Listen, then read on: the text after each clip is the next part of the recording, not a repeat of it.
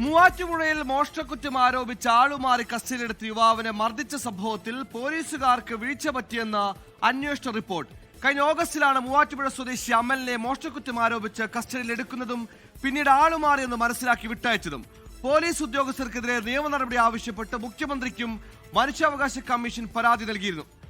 ഇതിനെ തുടർന്ന് നടത്തിയ അന്വേഷണത്തിലാണ് വീഴ്ച പറ്റിയെന്ന് കണ്ടെത്തിയത്.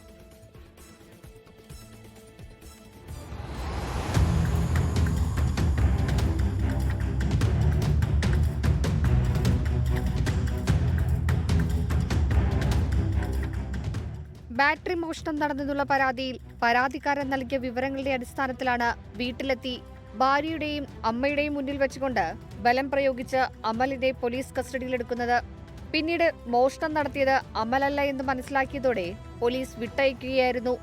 കസ്റ്റഡിയിലെടുത്തപ്പോൾ പോലീസ് ഉദ്യോഗസ്ഥർ ജീപ്പിലിട്ട് മർദ്ദിച്ചുവെന്നാണ് അമൽ പരാതി നൽകിയത്. സംഭവത്തിൽ ഡിവൈഎസ്പിയുടെ നേതൃത്വത്തിൽ പ്രാഥമിക അന്വേഷണം നടത്തി റിപ്പോർട്ട് സമർപ്പിച്ചിരുന്നു.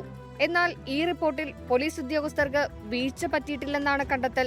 ഇതിനെ തുടർന്നാണ് അമൽ മുഖ്യമന്ത്രിക്കും മനുഷ്യാവകാശ കമ്മീഷനും പരാതി നൽകിയത്.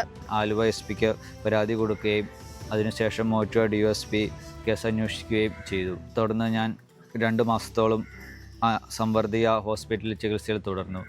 ഏകദേശം 2 മാസത്തിന് ശേഷം പോലീസ് റിപ്പോർട്ട് സമർപ്പിച്ചു. അതിൽ യാതൊരു നടപടിയും ഉണ്ടായില്ല. തുടർന്ന് മുഖ്യമന്ത്രിക്ക് ഞാൻ പരാതി അയച്ചിരുന്നു. അതിൻ്റെ ഭാഗമായി കേസ് അന്വേഷണം ആലുവ ക്രൈംബ്രാഞ്ചിനെ ഏൽപ്പിച്ചു. നൽകിയ പരാതിയുടെ അടിസ്ഥാനത്തിൽ ക്രൈംബ്രാഞ്ച് നടത്തിയ അന്വേഷണത്തിലാണ് പോലീസ് ഉദ്യോഗസ്ഥർക്ക് വീഴ്ച പറ്റിയിട്ടുണ്ടെന്ന് കണ്ടെത്തിയത്. തന്നെ ദ്രോഹിച്ച പോലീസ് ഉദ്യോഗസ്ഥർക്കെതിരെ നടപടിയെടുക്കുന്നതുവരെ നിയമപോരാട്ടം തുടരാനാണ് അമലിന്റെ തീരുമാനം. 24 കൊച്ചി. ലോകത്തെവിടെയായാലും ഏത് സമയത്തും 24 വാർത്തകളും ഓഗ്മെന്റഡ് റിയാലിറ്റി പാക്കേജുകളും എക്സ്പ്ലെയിനറുകളും വിശദമായി കാണാൻ ഞങ്ങളുടെ യൂട്യൂബ് ചാനൽ നിങ്ങൾക്ക് സബ്സ്ക്രൈബ് ചെയ്യാം.